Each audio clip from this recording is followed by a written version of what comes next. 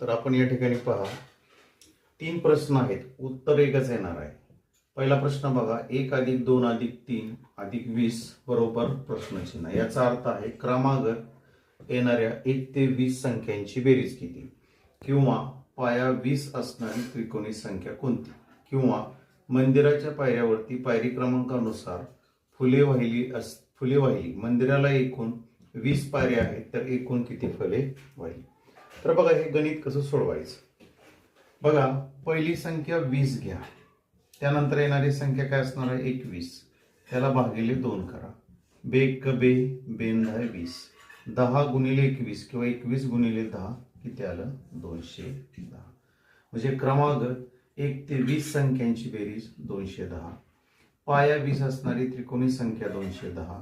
मंदिराच्या पायऱ्यावरती एकूण फुले किती वाहिली 210.